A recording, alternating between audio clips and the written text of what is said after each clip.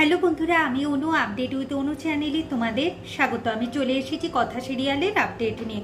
কথা সিরিয়ালে তো দেখা যাচ্ছে যে অগ্নি সময় খুঁজছিল যে কিভাবে এখান থেকে আলাদা হতে পারি, তাহলে আমি কথার সাথে আলাদাভাবে রং খেলতে পারি। ঠিক তখনই শশীভূষণ গুহ বলে, আমাদের পাচক সব কাজই ঠিকঠাক করে, শুধু গুহ ফাড়বার দায়িত্বটাই নিতে পারলো না, পাচক হয়ে গেল। আর যেটা শুনে তো এভি খুব রেগে যায় আর চলে যায়। কথাও তার পেছন পেছন চলে যায়, দিয়ে এভি আর কথা একটা রোমান্টিক হোলির মুহূর্ত কাটায়। অন্যদিকে এখন প্রিকে হ্যারি প্রপোজ করছে, কারণ কিনা হ্যারি একটু যাচাই করতে চাইছে যে প্রি সত্যি নীলাদ্রিকে ভালোবাসে না হ্যারিকে ভালোবাসে। আর হ্যারি প্রিকে বলে যে আমার সাথে চলো কোথাও আমরা পালিয়ে যাই, নীলাদ্রির সাথে তুমি মোটেও সুখে নি, আমি সেটা বুঝতে পারি। প্রি এরপর নীলাদ্রির কথা ভাবে, আর নীলাদ্রির ওই অপমান প্রি ভুলতে পারে না, তাই সে হ্যারিকে কথা দিয়ে বসে যে হ্যারির সাথে সে কোথাও পালিয়ে। হ্যারি বুঝে গেছে যে আমার তো আর আলাদা কোনো অস্তিত্ব নেই, আমি নীলাদ্রি, আমি হ্যারি, তার মানে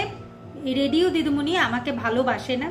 বিয়ের পর থেকে অনেক চেষ্টা করেও আমাকে ভালোবাসতে পারিনি, আমাদের মধ্যে কোনো মিল নেই, তাই আমাকে এখন অনেক দূরে চলে যেতে হবে, এখানে থাকলে চলবে না।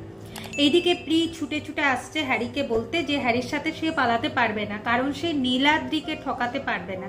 নীলাদ্রিকে ভালোবাসে কিনা সেইটা জানে না, তবে ঠকাতে কোনোভাবেই পারবে না। অন্যদিকে আমাদের জুনি আর অঙ্কিতের সম্পর্কটাও একটু ভালো হচ্ছে, তাদের মধ্যে একটু ভালোবাসার টান বাড়ছে, তারা একে অপরের সাথে ভবিষ্যতেও একসাথে থাকার প্ল্যান করছে, তুমি তুমি করে কথা বলছে, যা দেখে কথার খুব ভালো। আর এটাই কথা আর এভি চাইছি। অন্যদিকে এভি কথাকে বলে বিজনেস করতে, সে যে প্রোডাক্টগুলো বানায় সেইগুলো নিয়ে যদি একটা বিজনেস খোলে, আলাদা যদি আইডেন্টিটি তৈরি করে, অসুবিধাটা কিসের? কিন্তু শশীভূষণ গুহ তো মেনে নেবে না।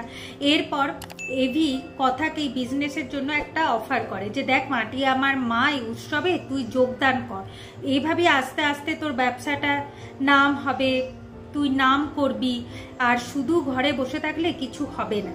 কিন্তু শশীভূষণ গুহর কাছ থেকে পারমিশন না নিয়ে কথা এসব করবে কি করে?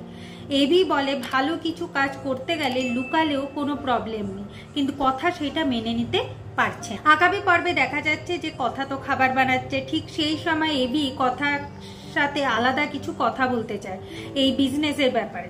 সে একটা চেক বুক রেখে সে শুধু এই কথাকে খুঁজছে, কথার ব্যাপারে ভাবছে, ঠিক সেই সময় ওই ঘরে চিত্রা গুহ ঢোকে আর ওই চেক বইটা সরিয়ে নেয় আর বলে কিনা এমন কিছু একটা অ্যামাউন্ট ওখানে বসিয়ে টাকাটাকে হাতিয়ে নেব, আর দোষটা পড়বে কথার ঘাড়ে।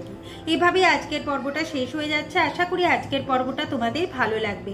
ভিডিওটা ভালো লাগলে লাইক, শেয়ার ও সাবস্ক্রাইব করে দিও। ভিডিওটা দেখবার জন্য অসংখ্য ধন্যবাদ।